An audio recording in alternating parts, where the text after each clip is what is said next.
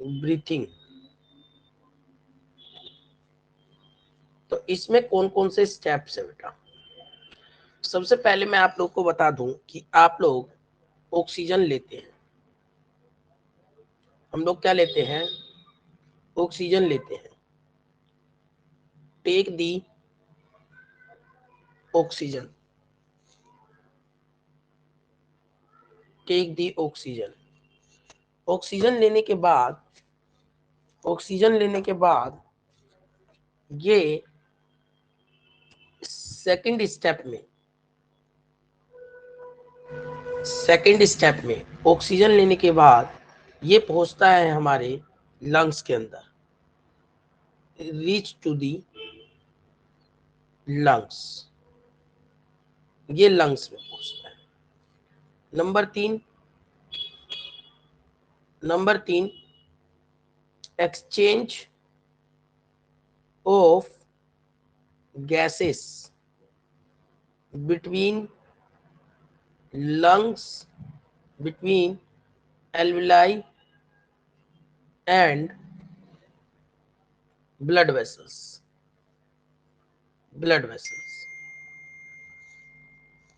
Next, blood vessel इसे लेके transport होता है, transport of oxygen through blood, blood के थ्रू ऑक्सीजन का ट्रांसपोर्ट होता है। Fifth point, oxygen, oxygen exchange between blood vessels to the tissue. इसके बाद छठे स्टेप में टिश्यू में रेस्पिरेशन होता है। Respiration occur in, respiration occur in tissue, tissue में रेस्पिरेशन होता है। और उसके बाद सेवंथ नंबर पे सेम चीज अभी तक ऑक्सीजन के लिए हो रही थी, अब यहां से CO2 रिलीज हो जाता है, ये रिलीज कर देता है CO2, रिलीज हो जाता है CO2। और रिलीज ऑफ CO2 के बाद आप लोग अगर देखोगे तो ये पूरा स्टेप उल्टा होने लग जाता है, ये वापस जाने लग जाते हैं, ये वापस जाने लग जाते हैं। और फाइनली आप लोग का कार्बन डाइऑक्साइड क्या हो जाता है? एक्सहेल हो जाता है। फाइनली आपका कार्बन डाइऑक्साइड एक्सहेल हो जाता है। कहने का मतलब, कहने का मतलब ये है बेटा, कहने का मतलब ये है कि आप लोग अगर इसको सही से देखेंगे तो यहाँ पे आप लोग को एक चीज मिलेगा। तो गाइज समझने की बात यह है कि सबसे पहले आप लोग ऑक्सीजन को लेते हैं, ऑक्सीजन को इनहेल करते हैं। आफ्टर टेकिंग दी ऑक्सीजन, जब आप लोग ऑक्सीजन ले लेते हैं तो ऑक्सीजन लेने के ठीक बाद, ऑक्सीजन लेने के ठीक बाद वो जाता है आपके एल्वेलाई में। एल्वेलाई में होता है एक्सचेंज, एक्सचेंज होकर वो कहाँ पहुंच जाता है? वो पहुंच जाता है ब्लड वेसल्स में। आफ्टर ब्लड वेसल्स, अगर आप लोग ब्लड वेसल्स की बात करेंगे, ब्लड वेसल्स के बाद वो कहाँ चला जाता है? ट्रांसपोर्ट हो जाता है। और ट्रांसपोर्ट होकर कहाँ पहुंच जाता है? ट्रांसपोर्ट होकर वो टिश्यू के पास पहुंच जाता है। ट्रांसपोर्ट होकर वो कहाँ पहुंच जाता है? टिश्यू के पास पहुंच जाता है। टिश्यू में हो जाता है रेस्पिरेशन, रेस्पिरेशन में CO2 आउट हो जाता है, रेस्पिरेशन में CO2 बाहर निकल जाता है। और CO2 जब बाहर निकल जाता है बेटा, जब CO2 आपका बाहर निकल जाता है तो CO2 का बाहर निकलने के बाद वो दोबारा से ट्रांसपोर्ट होता है। और ट्रांसपोर्ट कहाँ हो जाता है? ये ट्रांसपोर्ट फिर से ब्लड वेसल्स में हो जाता है, यानी CO2 अब ब्लड वेसल्स में आ गया। ब्लड वेसल से वो फिर एक्सचेंज होता है, एक्सचेंज होकर कहाँ पे आ जाता है? आप सबको पता होगा, एक्सचेंज होकर ये एल्वेलाई में आ जाता है। और एल्वेलाई में आने के बाद ये CO2 नाकों से बाहर आ जाता है। तो ये मेन स्टेप है, स्टेप ऑफ रेस्पिरेशन बोल लो या स्टेप ऑफ ब्रीथिंग बोल लो। It is clear or not guys? Please tell me, बताएं मेरे को, सर। क्लियर हुआ या नहीं हुआ? Clear sir. हो गया। हितेश आया है, हर्ष आया है बेटा, मानसी क्लियर हो गया बेटा? Yes sir. ठीक है, तो अब हम लोग बात करेंगे नेक्स्ट, अब हम लोग बात करेंगे mechanism of breathing. Next page पे हम लोग बात करेंगे मैकेनिज्म ऑफ ब्रीथिंग। तो मैकेनिज्म ऑफ ब्रीथिंग की अगर हम लोग बात करेंगे तो ये मैकेनिज्म ऑफ ब्रीथिंग में क्या होता है, mechanism of breathing, how breathing take place, mechanism of breathing, how breathing take place. तो 2 स्टेप्स होते हैं बेटा यहाँ पे, अगर आप लोग सही से बात करोगे तो टोटल 2 स्टेप्स होते हैं। ये 2 स्टेप्स कौन कौन से होते हैं अगर आप लोग बात करोगे तो ये 2 स्टेप होते हैं बेसिकली। एक आप लोग के पास होता है सिंपली इनहेलेशन या इंस्पायरेशन और दूसरा एक्सपायरेशन। ठीक है, तो 2 स्टेप्स होते हैं, एक होता है आप लोग के पास इंस्पायरेशन और दूसरा होता है एक्सपायरेशन। ठीक है, एक्सपायरेशन आप लोग सब जानते होंगे, नाम से पता चल रहा है गाइस, ये 2 चीजें हैं। एक इंस्पायरेशन का मतलब इनटेक ऑफ ऑक्सीजन है, ठीक है, इसको इनहेलेशन भी कहते थे, लेकिन इंस्पायरेशन कब कहा इसको, जब हम इसकी मैकेनिज्म को पढ़ेंगे कि कैसे होता है ये रियलिटी में, तो आप लोग उसको इंस्पायरेशन का नाम दे देते हैं, और अगर आप लोग एक्सपायरेशन की बात करेंगे बच्चों, तो इसका मतलब है CO2 का आउट होना, आउट ऑफ CO2। लेकिन आउट ऑफ CO2 होता कैसे है, इसका मैकेनिज्म कैसे है, उसको अगर हम लोग पढ़ने लग जाए तो उसको हम लोग एक्सपायरेशन कहते हैं as compared to exhalation. It is clear to all of you, I think clear हो गया होगा। अब देखिए बेटा, during inspiration atmospheric air is drawn in and during expiration alveolar air release out. यानी कि ये पॉइंट्स बता रहा हूं कि होता क्या है, जब आप लोग इनहेलेशन करते हैं तो एटमॉस्फेरिक एयर अंदर आता है और अंदर का यानी बॉडी के अंदर का एयर यानी CO2 बाहर जाता है। इसको ही इंस्पायरेशन और एक्सपायरेशन कहते हैं नॉर्मल लैंग्वेज में। अगर हम लोग बात करें तो ये होता क्यों है, तो इसका मेन रीजन होता है प्रेशर ग्रेडियंट, प्रेशर की वजह से। तो इंस्पायरेशन एंड एक्सपायरेशन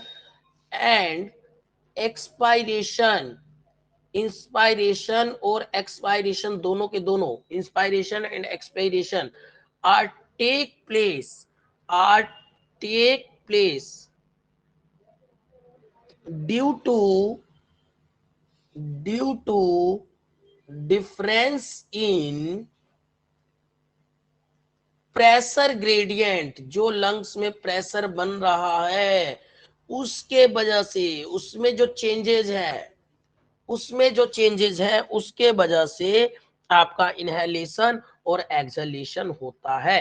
कहने का मतलब यहाँ पे आपसे अगर एग्जामिनर ये पूछ लेता है कि भाई मेरे ये बताओ इनहेलेशन और एक्सहेलेशन क्या है, नॉर्मल लैंग्वेज में इनहेलेशन को डिफाइन करो और एक्सहेलेशन को डिफाइन करो, तो इनहेलेशन और एक्सहेलेशन सिर्फ और सिर्फ किसके वजह से होता है, प्रेशर ग्रेडियंट के वजह से होता है। It is clear. अब हम लोग देखेंगे कि इंस्पायरेशन में रियलिटी में क्या होता है। तो ये मेन कोजेस था, ये मेन रीजन था इंस्पायरेशन और एक्सपायरेशन का, कि भाई डिफरेंस आ जाना, किसमें डिफरेंस आ जाना, प्रेशर ग्रेडियंट बोल लो या पोटेंशियल ग्रेडियंट बोल लो, दोनों सेम ही चीज है, कोई ज्यादा डिफरेंस नहीं है। अब आप लोग को मैं इंस्पायरेशन के बारे में बता रहा हूँ, बच्चों की इंस्पायरेशन होता क्या है रियलिटी में, इंस्पायरेशन क्या है, मैं इसके बारे में बता रहा हूँ। तो बच्चों इंस्पायरेशन क्या होता है, occur when pressure inside the lungs is less. मान लीजिए कि ये आप लोग का लंग्स है, ये लंग्स है आप लोग के पास, और इसमें प्रेशर क्या है, लो है, और एक्सपायरेशन के वक्त क्या होता है, प्रेशर हाई होता है। लेकिन खैर पहले हम इंस्पायरेशन की बात कर लेते हैं। तो इंस्पायरेशन में लंग्स के अंदर जो प्रेशर होता है क्या होता है, वो लेस होता है। तो pressure inside the lungs,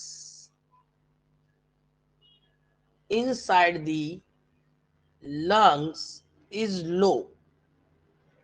lungs के अंदर प्रेशर क्या होता है, लो होता है।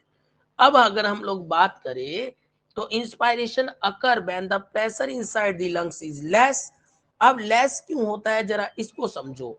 The diaphragm and in external and internal intercostal muscles between the ribs help in developing the pressure gradient due to change in volume। तो यहाँ पर एक चीज आप लोग को जो बहुत इंपॉर्टेंट ध्यान रखना है, वो रखना क्या है कि during contraction of intercostal muscles lift and ribs and sternum causing an increase in volume of thoracic cavity that result in decrease in pressure then the inspiration is take place। यानी कि आप जब कॉन्ट्रैक्शन होता है, contraction का मतलब होता है खिंचाव आना, और ये खिंचाव कौन कौन लाता है, ये खिंचाव लाते हैं दो तीन चीज।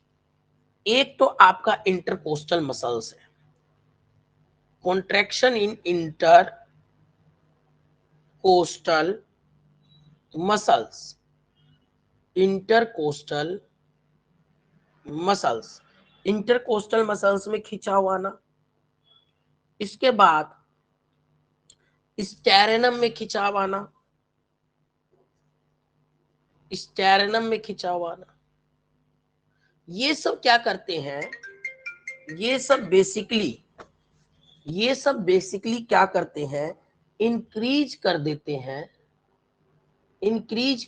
हैं increase the volume of thoracic cavity, volume of thoracic cavity. और जब ये इंक्रीज कर देते हैं वॉल्यूम, तो लंग्स का जो प्रेशर रहता है वो घट जाता है, लंग्स प्रेशर जो रहता है वो डिक्रीज हो जाता है। और लंग प्रेशर अगर डिक्रीज हो गया, लंग्स के अंदर प्रेशर अगर डिक्रीज हो गया, तो ऐसे सिचुएशन में हम क्या करेंगे, इंस्पायरेशन करेंगे। क्या करेंगे, इंस्पायरेशन करेंगे। आप लोग नॉर्मल लैंग्वेज में भी इसको समझ सकते हो कि यहाँ पर देखिए, दो डायग्राम के थ्रू मैं बता रहा हूं कि ये आप लोग का रिब केज है, ये आप लोग का रिब केज है, और ये नॉर्मल सिचुएशन है जहां पे लंग्स आपका फूला सा है।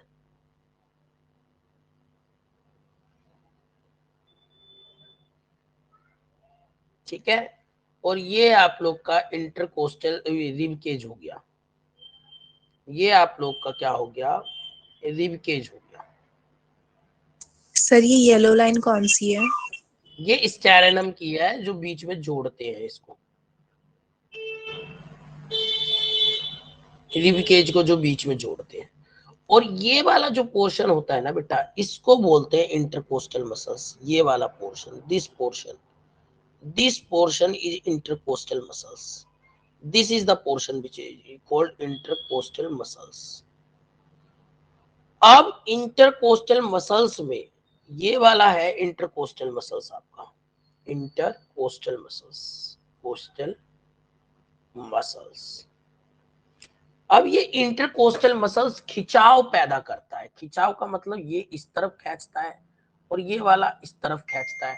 तो ऐसे सिचुएशन में होता क्या है कि आप लोग का इंटरकोस्टल मसल्स कॉन्ट्रैक्शन डाल रहा है, तो दोनों तरफ से साइज बढ़ जाता है। ये इंटरकोस्टल मसल्स है यार, लंग्स का वॉल्यूम तो बढ़ गया ऐसे सिचुएशन में, समझना जरा। ऐसे सिचुएशन में हुआ ये कि वॉल्यूम तो बढ़ गया भाई, साइज बढ़ गया, वॉल्यूम बढ़ गया, वॉल्यूम बढ़ गया। ये देखो, ये रिब केज है, ये रिब केज जोड़ दिया मैंने, ये रिब केज जोड़ दिया। Just a minute.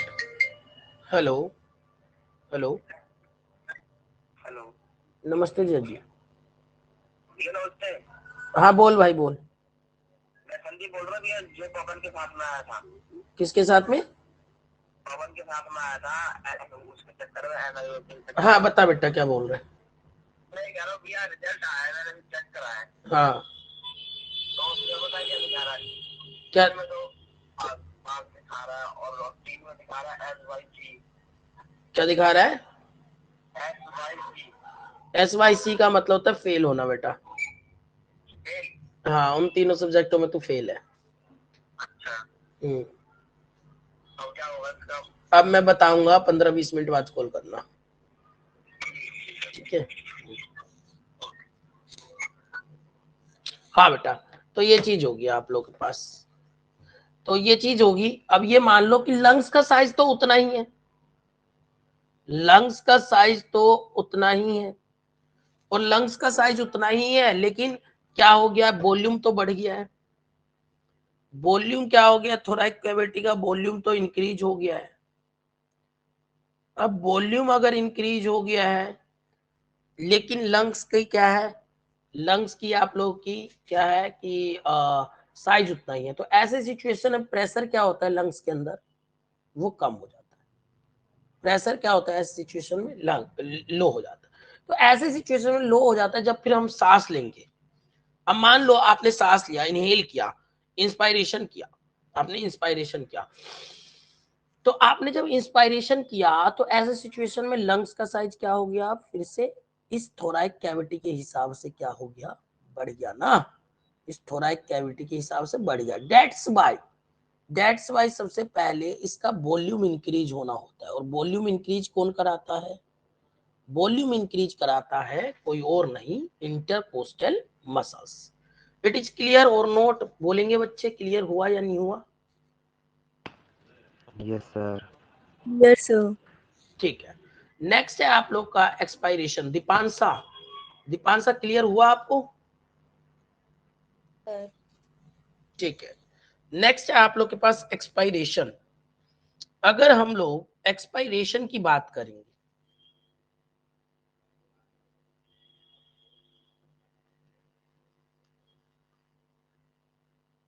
अगर हम लोग एक्सपायरेशन की बात करते हैं बच्चों, तो इस सिचुएशन में क्या होता है, उल्टा उसका उल्टा होगा।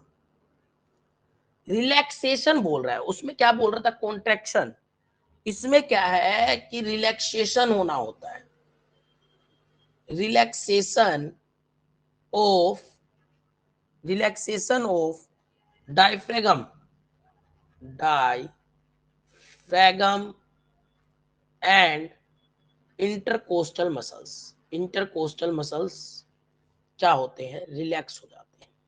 अब पिछला वाला डायग्राम दिखाता हूं आप लोगों को, पिछला वाला डायग्राम देखो, इस वाले डायग्राम को देखो। तो इस वाले डायग्राम में आप क्या देख रहे थे कि ये फूल गया है। अब ये फूल गया है तो रिलैक्स होगा तो कैसा होगा, रिलैक्स होगा तो फिर से ऐसा हो जाएगा भाई, ये रिलैक्स होगा तो फिर से ऐसा ही हो जाएगा, ठीक है? तो इस तरीके से सिचुएशन होता है।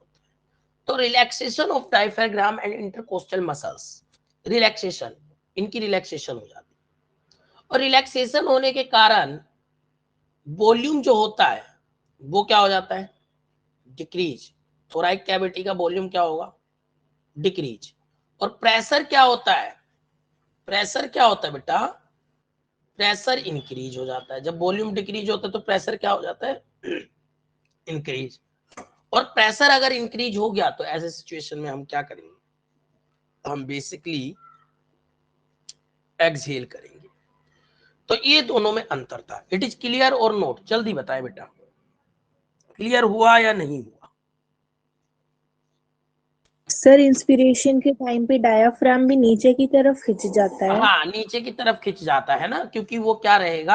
हाँ, डायफ्रागम के बारे में अगर नहीं बताया इंस्पायरेशन के अंदर तो मैं बता देता हूँ। डायफ्रागम यहाँ है, तो डायफ्रागम जब यहाँ है तो जब आपने वॉल्यूम बढ़ाया तो नीचे की तरफ वो भी तो चला जाएगा, नीचे की तरफ, है ना, वो भी तो नीचे की तरफ चला जाएगा, ठीक है ना? तो ये सिचुएशन क्लियर। Yes sir. अब देखो, अब आप लोग के सामने एक और ऑब्जेक्ट है, बहुत इंपॉर्टेंट ऑब्जेक्ट, जिसे कहते हैं हम लोग स्पाइरोमीटर।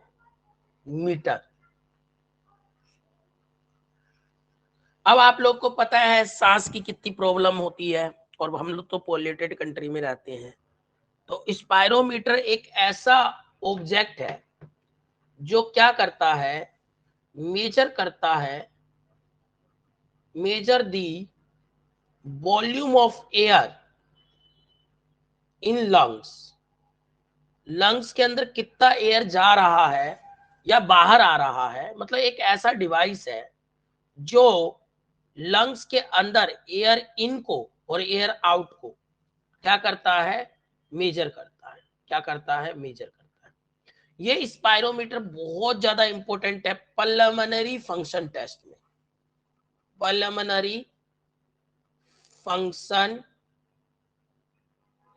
टेस्ट, ये पल्मोनरी फंक्शन टेस्ट आप लोगों ने सुना होगा, इसे पीएफटी बोलते हैं बेटा।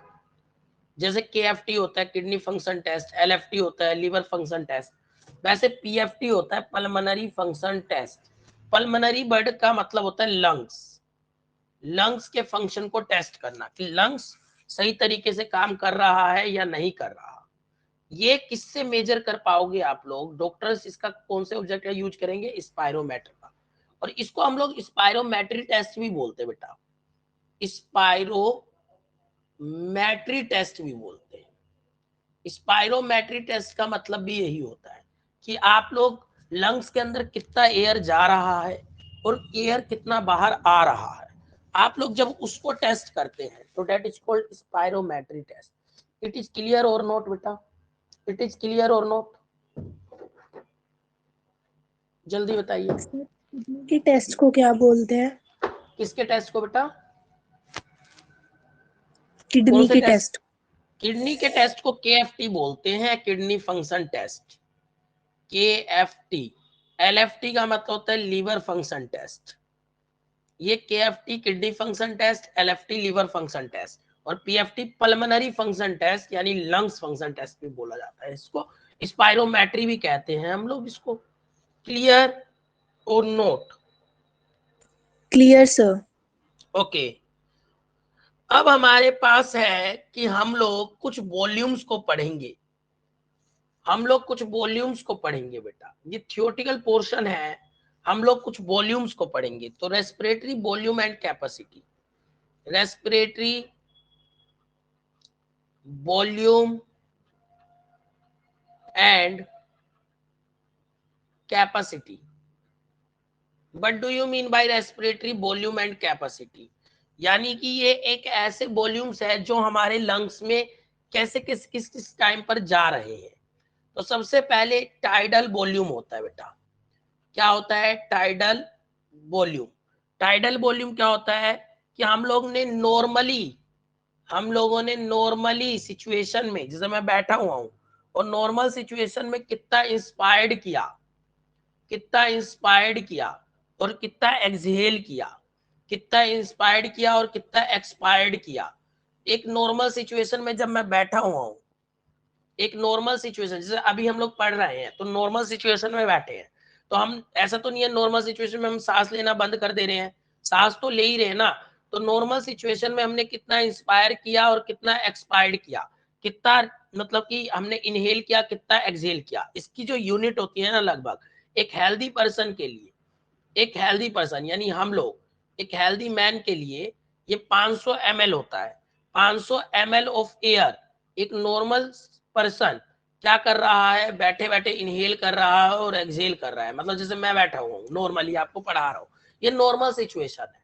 नॉर्मल सिचुएशन कहीं पर भी बैठे हो, आप कितना इंस्पायर कर रहे हो, कितना अंदर ले रहे हो और कितना बाहर छोड़ रहे हो, ये एक हेल्दी मैन में 500 ml होता है। ये एक हेल्दी मैन में क्या होता है, 500 ml होता है। It is clear, it is clear, ठीक है।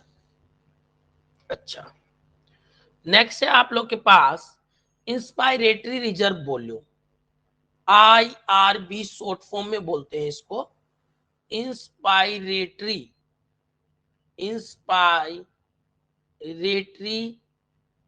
रिजर्व वॉल्यूम क्या मतलब है इसका? इंस्पायरेटरी रिजर्व वॉल्यूम का क्या मतलब है?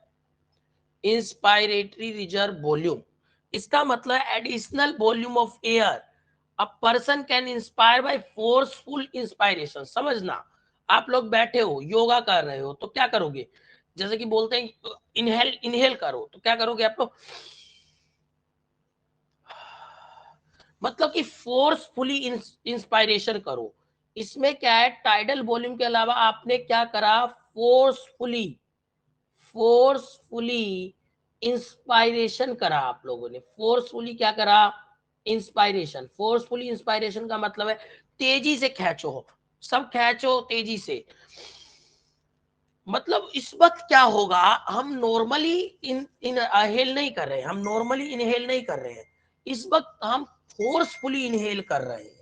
इस वक्त हम क्या कर रहे हैं, फोर्सफुली इनहेल कर रहे हैं। देखो, है ना, तो ऐसी सिचुएशन में जाहिर सी बात है, नॉर्मली तो 500 ml ही अंदर आ रहा था, और अगर आप लोग एक हेल्दी मैन के लिए आईआर भी देखोगे, यानी जब उसने फोर्सफुली इंस्पायर किया, उसने अंदर लिया हवा को, तो भाई सब में वेरी कर सकता है as the size of the lungs, as the volume of the lungs. तो ये अबाउट होता है 2500 से 3000 ml। अब मान लो किसी किसी का लंग्स कैपेसिटी ज्यादा है, अब मान लो तुम में ही कुछ बच्चे हो, तो किसी के लंग्स का साइज छोटा है और किसी के लंग्स का साइज बड़ा है, तो उससे उस पर डिपेंड करता है कि वो बच्चे, और भी काफी सारे फैक्टर्स पे डिपेंड करता है कि वो कितना एक फोर्सफुली इंस्पायरेशन में इनहेल कर पा रहा है।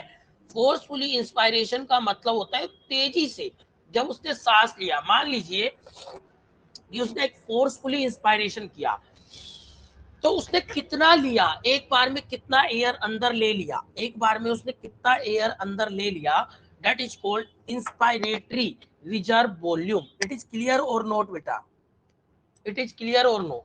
ये लेकिन एडिशनल है, एडिशनल का मतलब होता है टाइडल वॉल्यूम के अलावा। क्लियर हुआ नहीं हुआ, जल्दी से बताइए मेरे को, क्लियर हुआ या नहीं हुआ। Yes, sir.